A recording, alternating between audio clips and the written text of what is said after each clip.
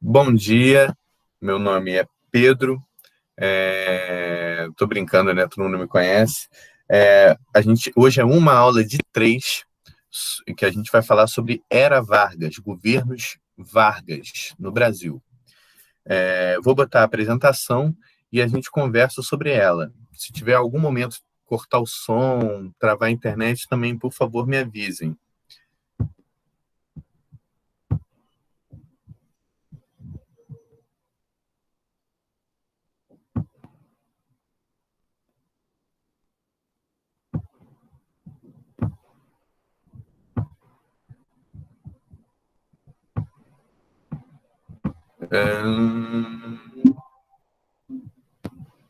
Espero que esteja aparecendo para vocês.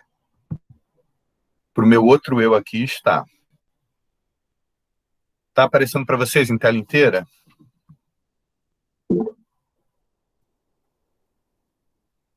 Show, ótimo, Joane, beleza.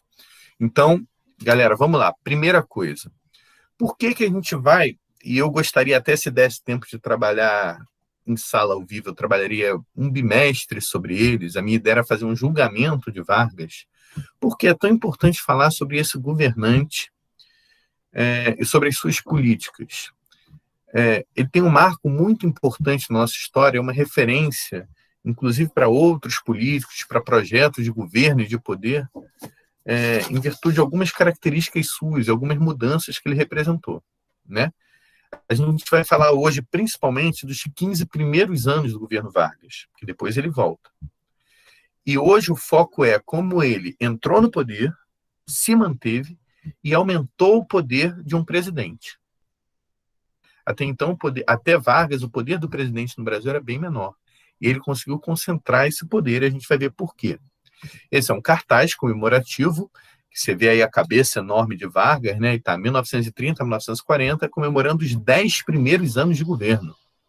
Sendo que normalmente os mandatos são de 4 ou 5 anos, né? Então, como é que comemora os 10 primeiros anos de governo? É uma coisa até para já ver que já é um governo num modelo diferente. Tem alguns elementos para Vargas ser tão importante, né?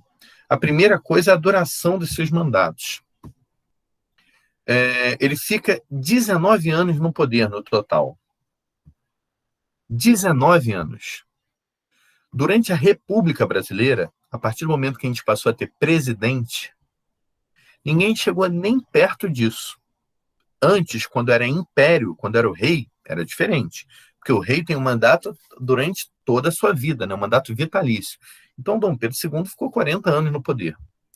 Mas na República, o seu mandato é provisório. É no tempo do mandato, pode ser 4, 5 anos, tem lugar até que é mais, 7. Mas você tem um tempo para começar e para acabar. No Brasil, os governantes que ficaram mais tempo no poder, sem contar Vargas, foram Fernando Henrique e Lula. Cada um deles ficou 8 anos no poder. Vargas sozinho ficou mais do que os dois juntos. Então, isso mostra o quanto tempo ele ficou no poder. Ele vai de 30 a 45, em 3 modelos de governo diferentes. Depois ele volta em 51. Aí sim, pela primeira vez, eleito. Tem uma coisa curiosa aí, que é o seguinte. Vai melhorar. Tem uma coisa curiosa aqui. Vargas, até então você tinha eleição para presidente, na Primeira República. Eleições que a gente viu até que tinha muita fraude, uma articulação muito grande. Quem determinava os votos, no final das contas, eram os grandes fazendeiros, os coronéis. Vargas entra com um golpe militar, que a gente vai ver logo em seguida, não é eleito e se torna, contraditoriamente com isso, um dos presidentes mais populares. Tanto que depois, quando vai ter eleição direta, ele vai ser eleito na primeira eleição que ele tenta, em 51, e fica no mandato até 54. A gente hoje vai falar aqui, para falar de como Vargas se manteve no poder, vai falar desses vários tipos de governo que ele teve. O governo provisório, que foram os 4 primeiros anos, o governo constitucional, que foram os 3 anos seguintes, e o chamado Estado Novo, foram os 8 últimos, tá? O governo democrático, que é quando ele é eleito presidente, eu vou deixar para falar um pouco mais para frente. Aqui a gente tem uma imagem de Vargas admirando a sua própria estátua sendo feita. Então era um governo muito personalista, que valorizava muito o culto à personalidade. Era uma das características do fascismo que Vargas se inspirava. O governo Vargas não pode ser chamado de fascista, porque não tinha vários elementos, mas tinha, sem dúvida, uma influência do fascismo, e uma delas era o culto à personalidade. Então está aqui ele admirando a construção da sua própria estátua. Né? Normalmente se faz estátua de alguém que já morreu, ele não, ele mandava fazer suas próprias estátuas. Primeira coisa para a gente entender...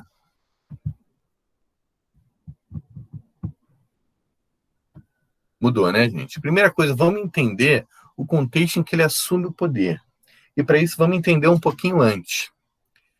Ele assume o poder em 1930 com o golpe. Então vamos entender o que estava acontecendo na década de 1920, né? Ou seja, 100 anos atrás. Você já tinha várias crises econômicas nessa década. E o Brasil tinha uma economia muito frágil. Por quê? O produto de exportação principal do Brasil era o café. Chegou a ser 80% da exportação do Brasil. Então, dependia muito do café. Então, quando você depende de um produto só, quando o preço oscila no mercado, quando tem mais gente querendo comprar café, quando o produto se valoriza, o governo tem mais dinheiro, né? A economia cresce. Mas quando o produto desvaloriza, ela entra em crise. Então, quando depende de um produto só, é uma gangorra econômica muito forte. E o preço do café vinha caindo na década de 20. Tanto pelo aumento da produção em outros lugares, aumento da demanda, quanto pela redução do consumo, né? Era uma crise, a Europa, por exemplo, estava vindo da Primeira Guerra Mundial, então ele reduzia esse consumo.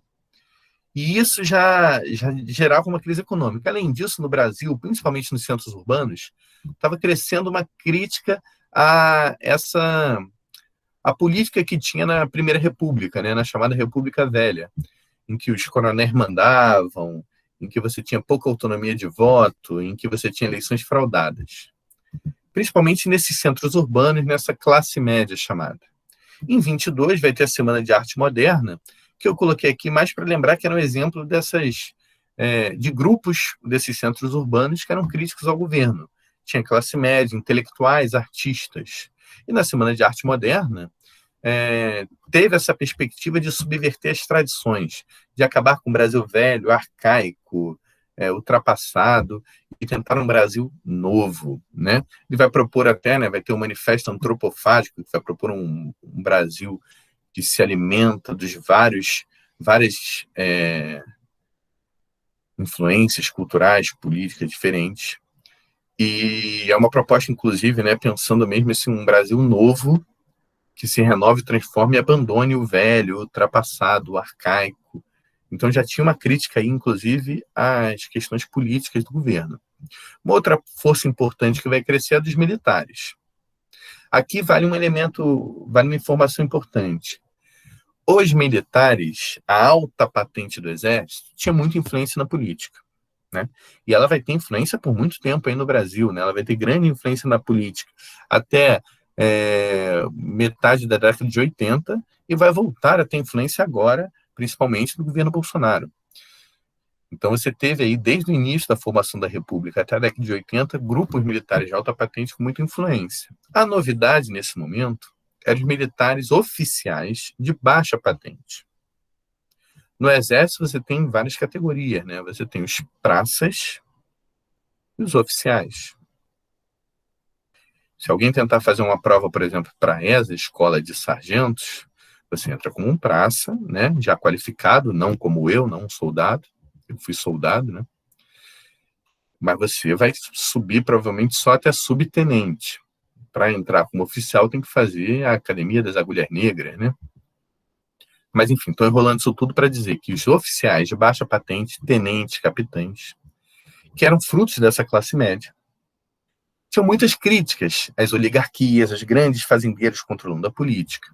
E 2 movimentos já mostravam essa crítica, que depois vai ser importante. 18 do Forte, foram 17 tenentes, mais um civil, que pegaram em armas e avançaram, depois de uma tentativa de derrubada do governo mal sucedida, avançaram contra um forte em Copacabana e foram executados. Um ou outro só sobreviveu, mas foram atacados. Deixa eu ver aqui que eu acho que alguém tentou entrar. Vou sair rapidamente aqui e ver.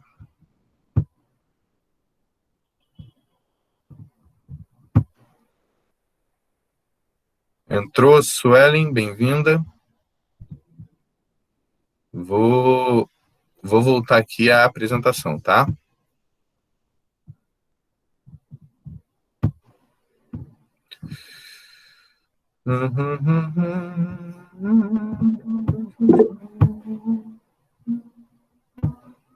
Bom dia, Suelen. Bom, então, o que a gente... Voltando aqui, então, né? Só para não perder o fio da meada. Você tinha uma crise econômica na década de 20, você tinha intelectuais, artistas, militares de classe média, né? Oficiais de baixa patente, críticos ao governo, e aí você teve a crise mundial de 29. Vocês já devem ter ouvido falar na quebra da Bolsa de Valores de Nova York, a crise de superprodução que atingiu todo o mundo capitalista, inclusive o Brasil. Uma crise econômica mundial, ela vai atingir mais alguns países do que outros. O Brasil foi severamente atingido, porque, lembrando, o principal produto de exportação do Brasil era o café.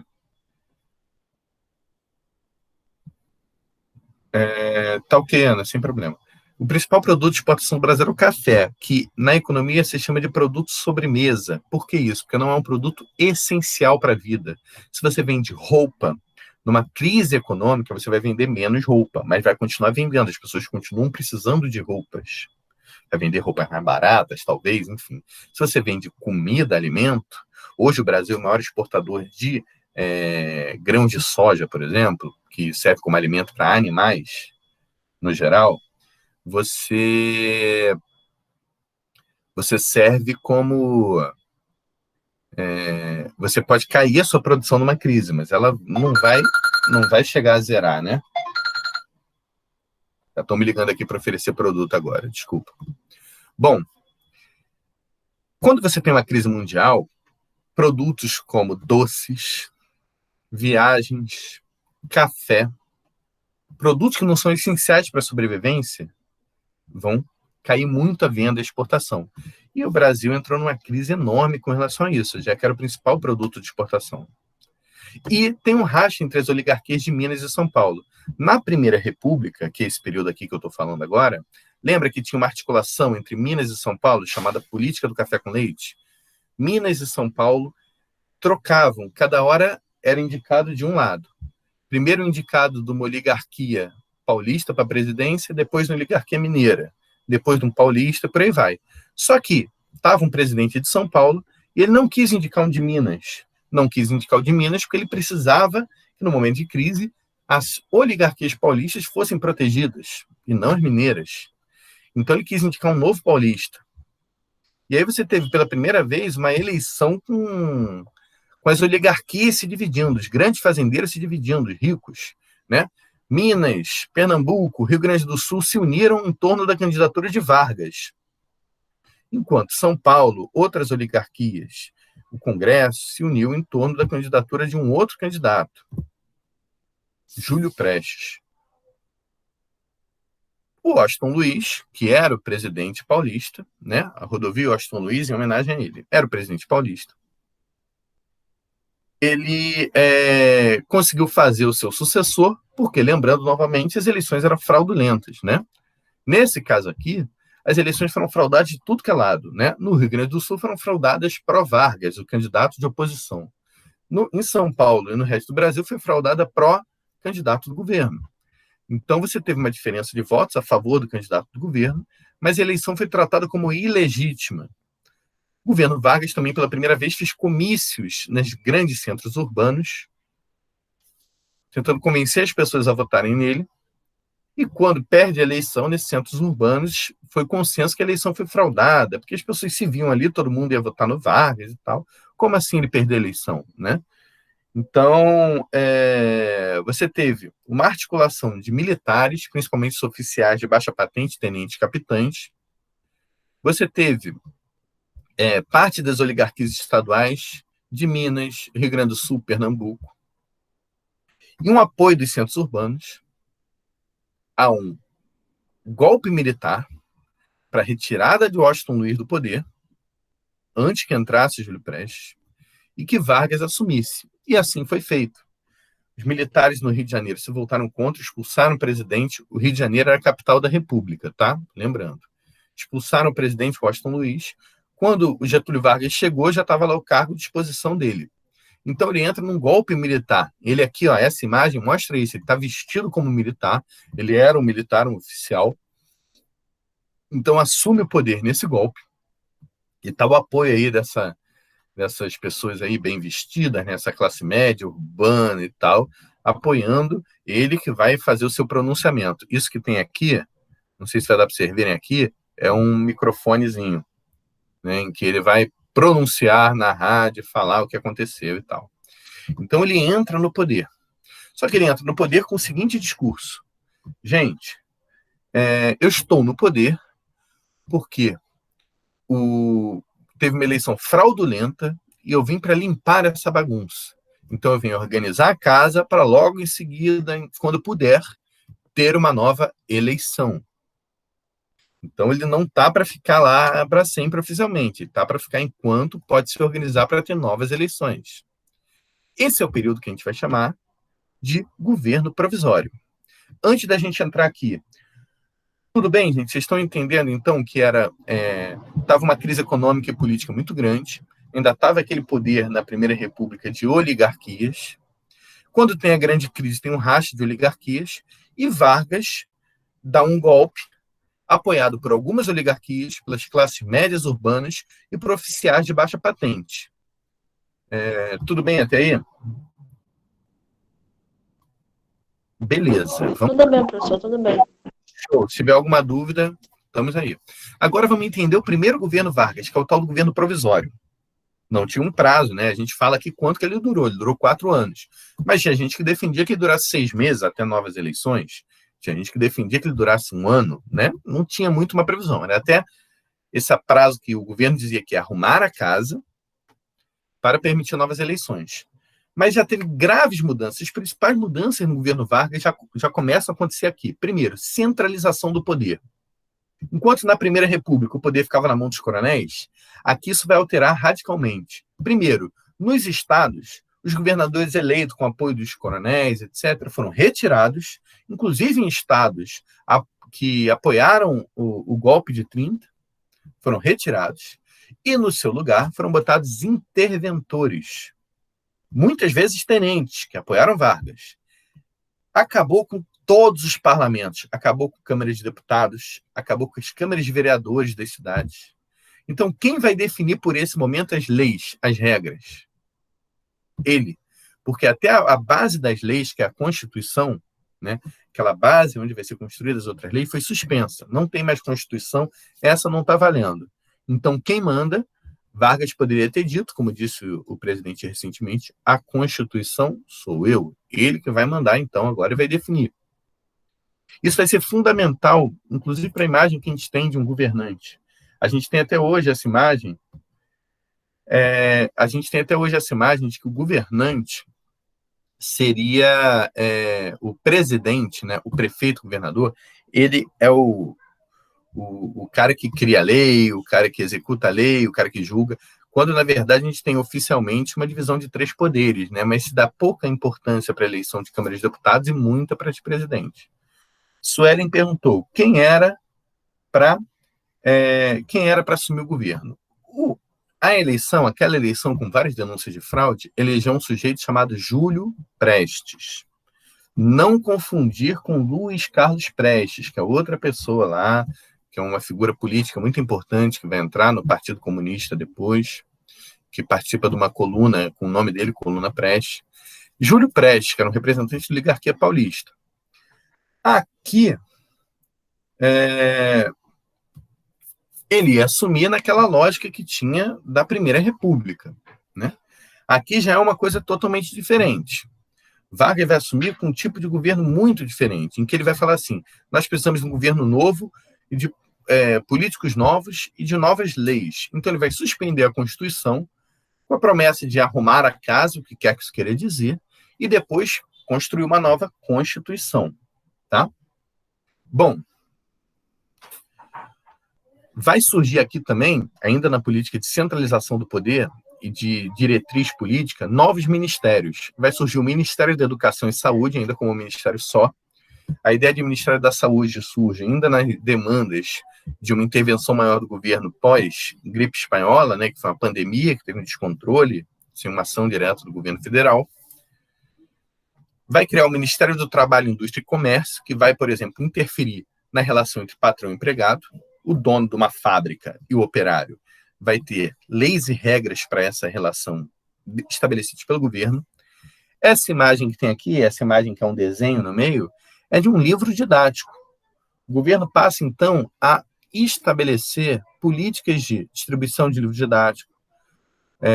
Está previsto que o governo vai ser responsável por estabelecer o ensino primário universal, coisa que eu não tinha antes, né, como obrigação do governo.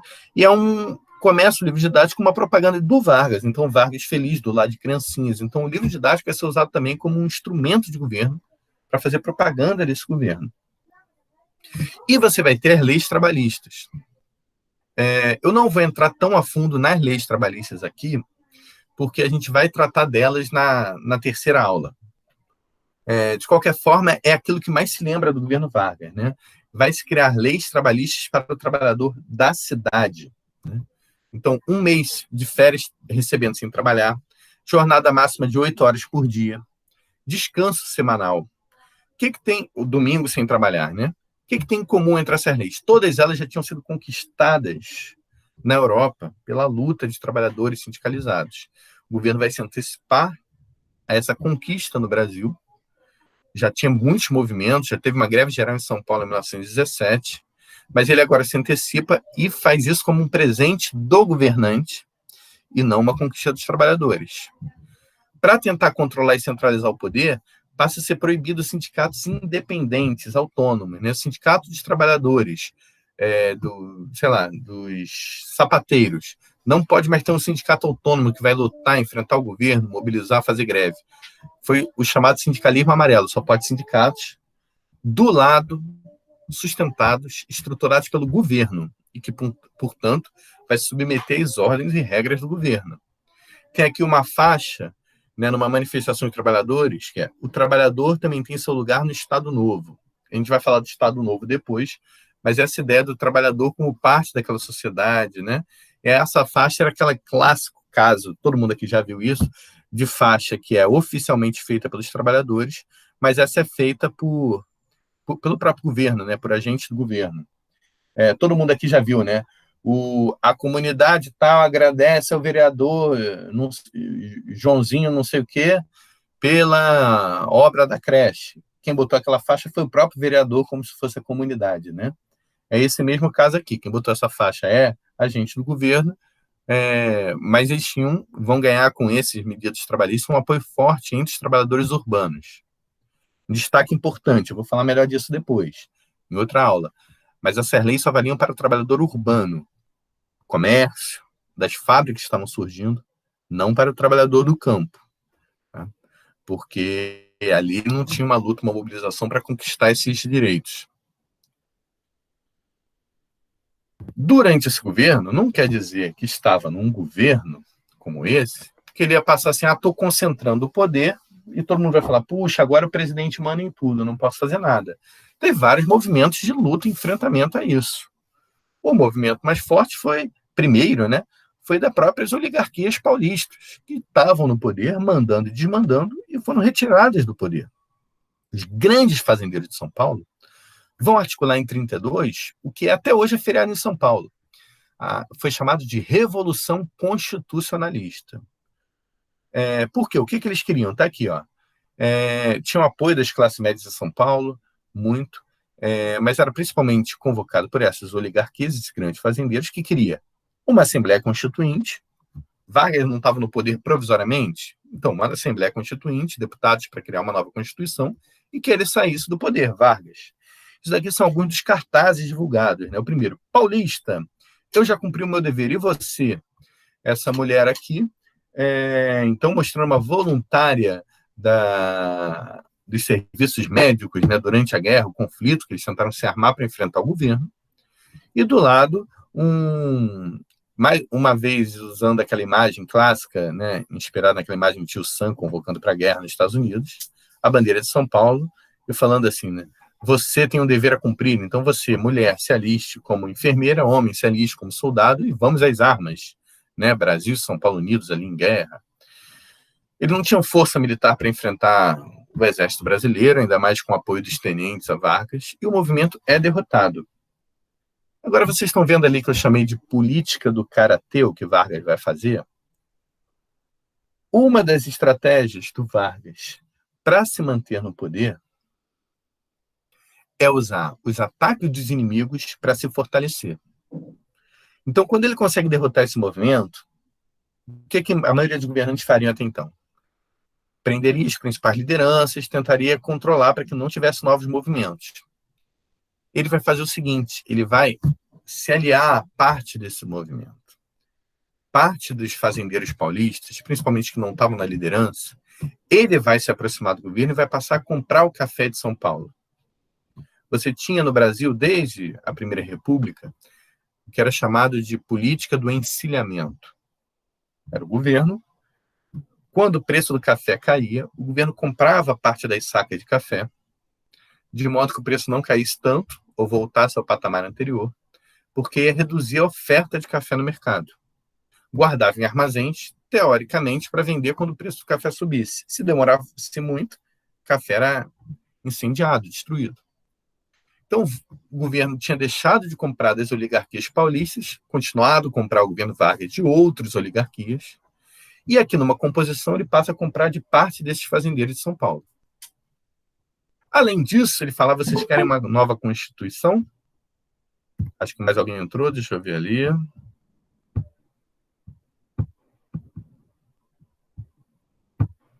Ok, vamos lá. Ele fala, vocês querem uma nova Constituição?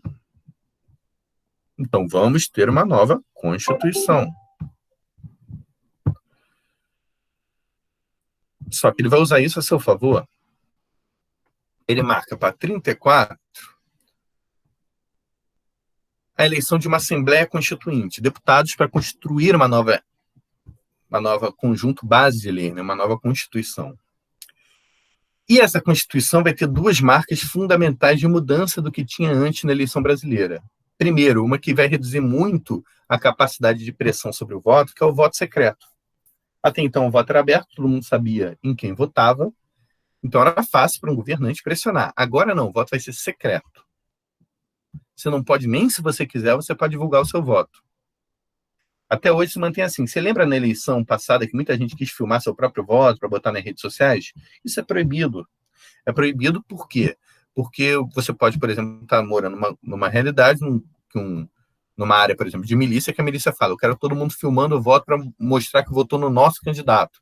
Então, nem se a pessoa queira, ela pode divulgar o seu voto para evitar esse tipo de pressão.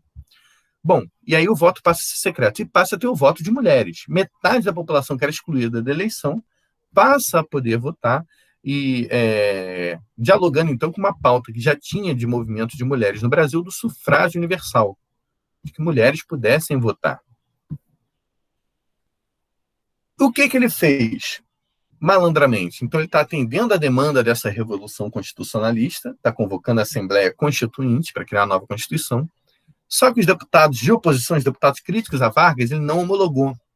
Ele não autorizou que fossem deputados, né? Alegou vários motivos, falou que eram pessoas que cometeram crimes, que participaram da Revolução Constitucionalista, ou que participaram de movimentos contrários ao governo, querendo derrubar o governo. Então, você teve uma Câmara de Deputados toda favoráveis a Vargas. E aí, essa Câmara decidiu o quê? Que vai ter eleições diretas só em 38. 4 anos depois. E que agora próprios deputados iam eleger o presidente de maneira indireta e elegem Vargas. Então, Vargas foi eleito aqui pelos deputados, não pelas pessoas comuns do povo, para um mandato até 38. A gente vai entrar, então, só voltando aqui, né, para a gente ver. Ó, A gente está entrando agora no governo constitucional, que oficialmente até 38, mas é interrompido em 37, tá vendo? Teve governo provisório, agora constitucional. Foi criada a Constituição e foi indicado Vargas para se manter no poder. Então, isso é usar as reivindicações dos outros para conseguir fortalecer o seu poder. Vocês imaginem que eu faça isso, gente. Imagina o seguinte, gente, vai ter uma eleição nas turmas do terceiro ano para eleger o professor mais querido de todos. Mas só pode votar esse aluno que eu sei que gosta de mim. Provável que eu seja eleito, né?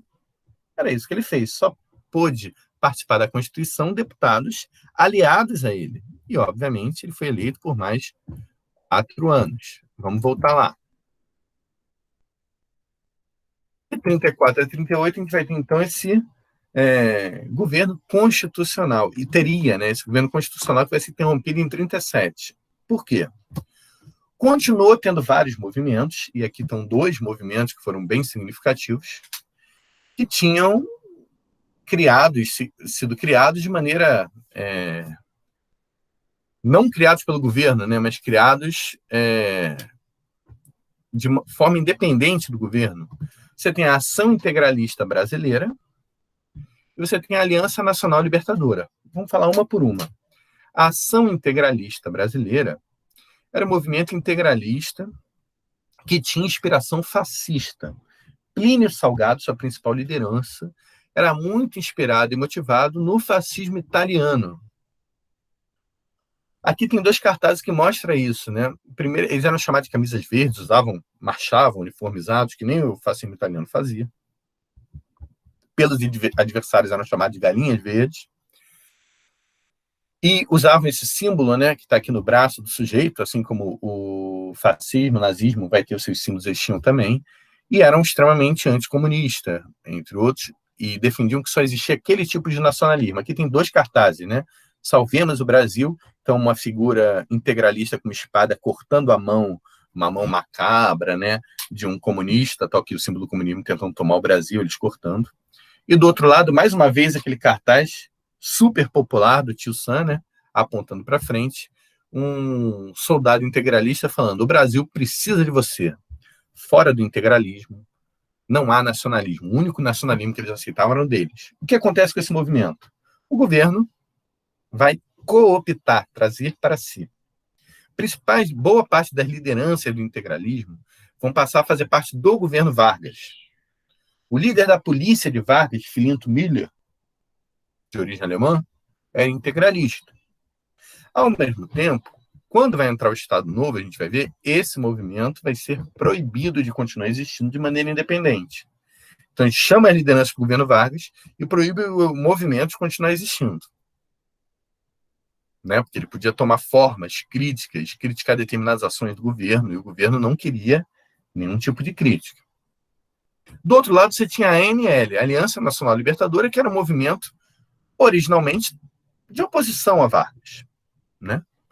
E ele vai fazer atos, principalmente até 1937, vários atos críticos ao governo Vargas. Aqui é a convocação para um ato, pela liberdade, Aliança Nacional Libertadora, convida o povo para comemorar o 13 de maio. 13 de maio é o dia em que foi assinada a abolição da escravidão pela Lei Áurea.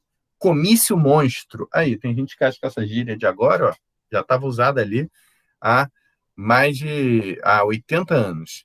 Comício monstro, então parece um comício gigante, poderoso, né? Em que eles estão falando o seguinte: nós vamos celebrar o fim da escravidão, né? 13 de maio, lutando contra a escravidão de Vargas. Esse era o discurso. Essa Aliança Nacional Libertadora era formada por movimentos urbanos que se decepcionaram com Vargas e com a linha política centralizadora e sem eleição. Vai ser criado pelo Partido Comunista e pessoas ligadas ao Partido Comunista no Brasil também. E que, em 1935, tenta, com apoio de alguns oficiais também, oficiais de baixa patente, tenta dar um golpe e tomar o poder, mas é totalmente fracassado. É a chamada intentona comunista. Vai acontecer em alguns quartéis do Rio e de Pernambuco, logo vai ser cercado pelas forças do governo e vai ser destruído com muita facilidade. Esse é um jornal Amanhã, era raro ter foto em jornal, era muito caro, com um desenho de Prestes, né? Falando assim, à frente da insurreição armada no Rio, Prestes, uma das lideranças dessa tentativa de golpe. Então, a guarnição dessa capital que apoiou ele foi acabar sendo derrotada com outras, e o movimento foi todo destruído rapidamente, né? Em menos de um dia já foi destruído. E Vargas se manteve no poder. Lembra que eu falei da política de karatê? Suelen, não, o que é chamado de ditadura militar é muito depois, mas é uma ditadura com apoio dos militares, então também é uma ditadura militar, só não é aquela que você está pensando, né? O regime militar, a ditadura militar, ela vai ser de 64 até a década de 80. A gente está ainda na década de 30, tá? O golpe militar vai se dar depois da Segunda Guerra Mundial, bem depois e tal. Professora, o senhor Oi. passar exercício sobre esse assunto? Sim, a minha ideia o meu objetivo era fazer essas 3 aulas sobre Vargas, e depois dessas 3 aulas fazer um grande trabalho, uma grande atividade sobre elas. Tá O que eu posso fazer também para facilitar, para ficar melhor, já na semana que vem, quando eu apresentar o link, eu boto um quiz nos exercícios, uma atividade já relacionada a isso que a gente já trabalhou hoje, tá? Que aí é um exercício mais para fixação mesmo, para quem tiver essa dúvida.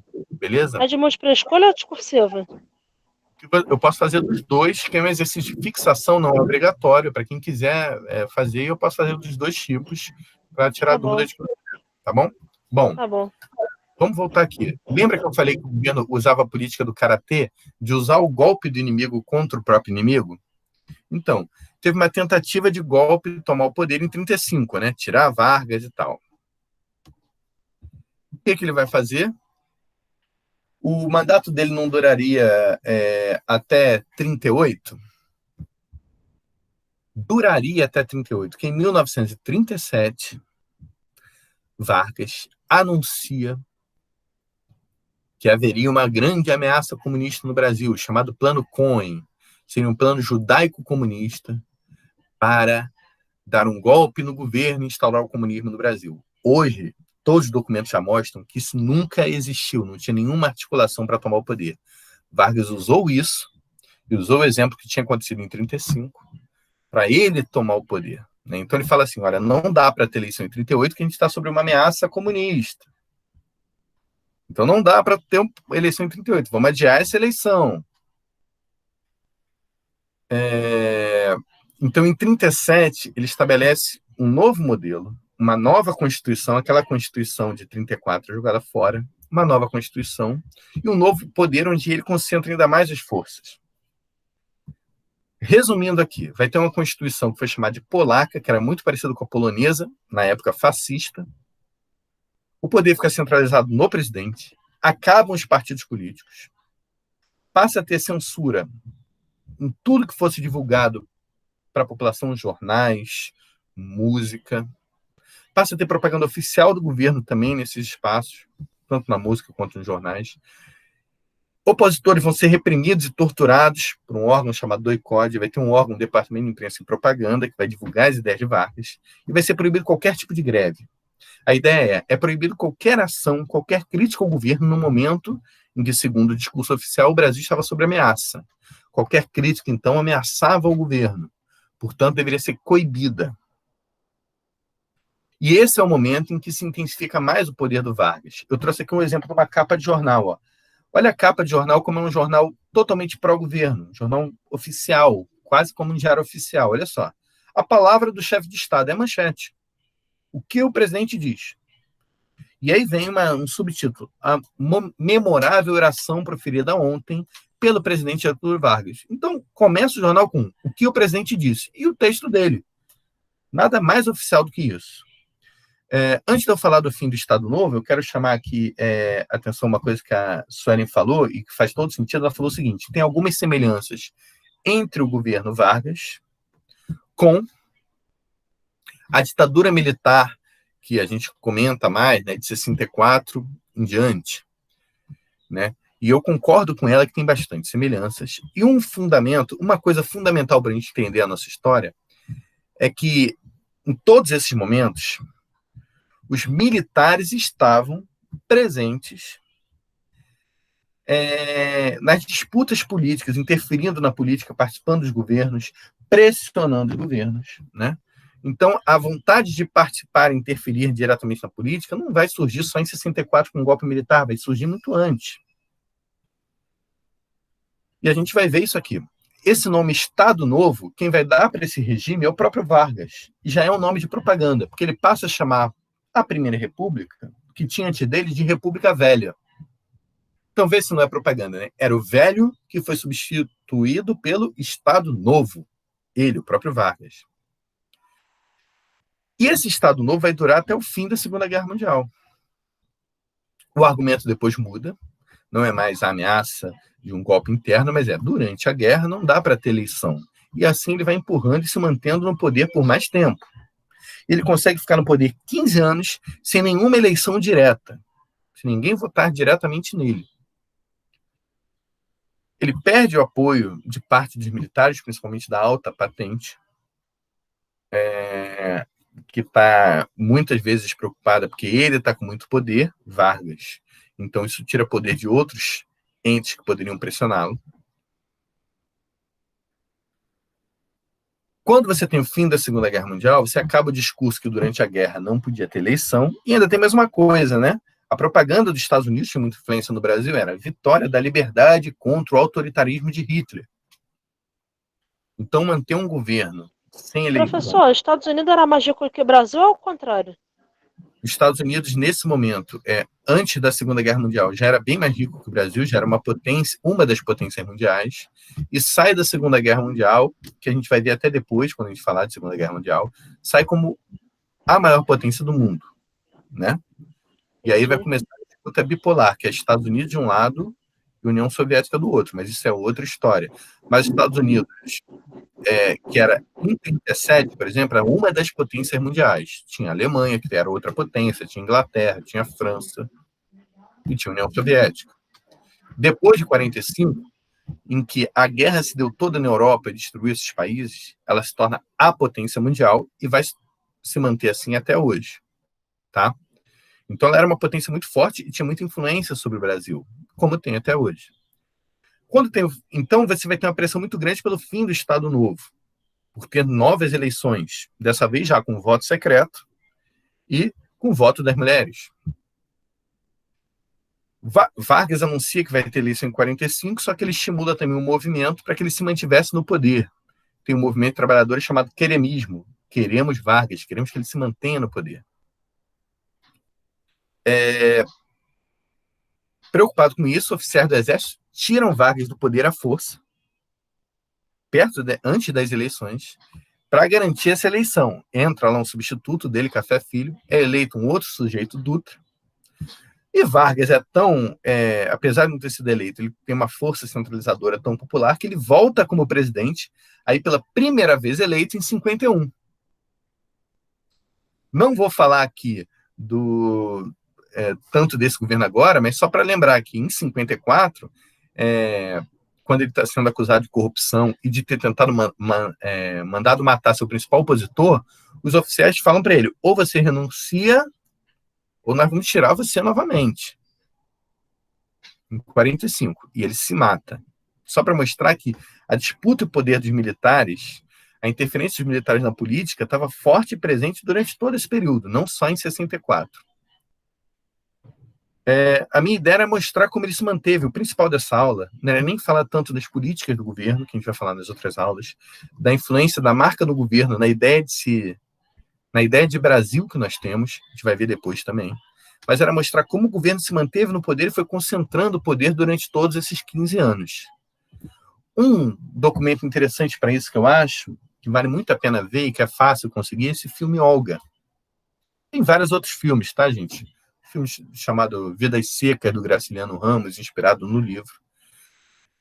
Mas esse filme aqui mostra a Olga, que era uma figura política muito importante, ela era uma alemã, do Partido Comunista Alemão, vem para o Brasil, se envolve com Prestes, dos Carlos Prestes, participa da intentona comunista de 1935, a tentativa do golpe, é presa depois, já grávida de Prestes, e mesmo estando grávida de um brasileiro, ela é deportada para a Alemanha, o que era ilegal. Quando o governo Vargas deporta a Olga para a Alemanha, manda para a Alemanha, sabia que ela, por ser judia e comunista, ia ser mandada para um campo de concentração, já a Alemanha nazista, né? Então, esse é o contexto do filme. É um filme que eu acho que vale a pena ver, vocês podem procurar. Ficou alguma dúvida, gente?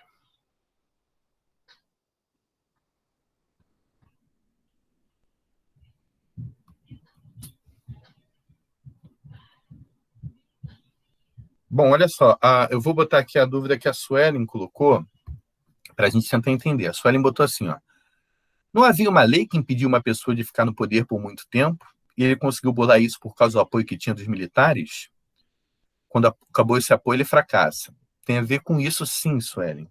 Agora, olha só, vamos entender uma coisa de como ele consegue alterar as condições, né?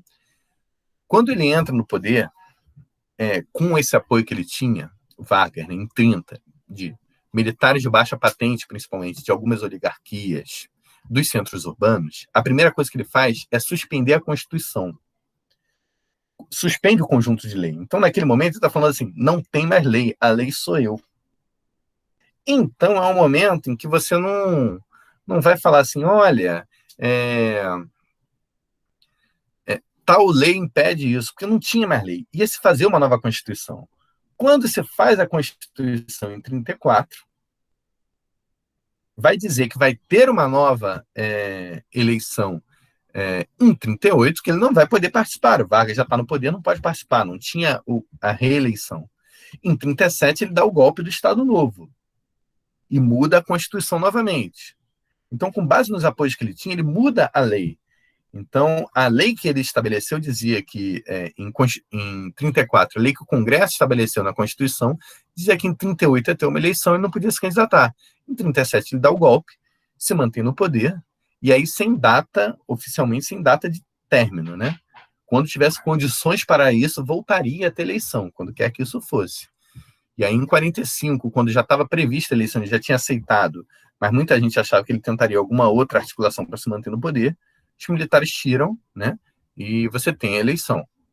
Eu acho que, espero que tenha dado para entender essa lógica toda. Então é isso, é sempre uma articulação com os apoios, mudando as regras do jogo para se manter no poder durante todo esse período. Beleza? O que não aconteceu com Vargas é ele começar um mandato e terminar, porque quando ele foi eleito, antes do término do mandato, ele se mata, né? Então, é isso. Eu vou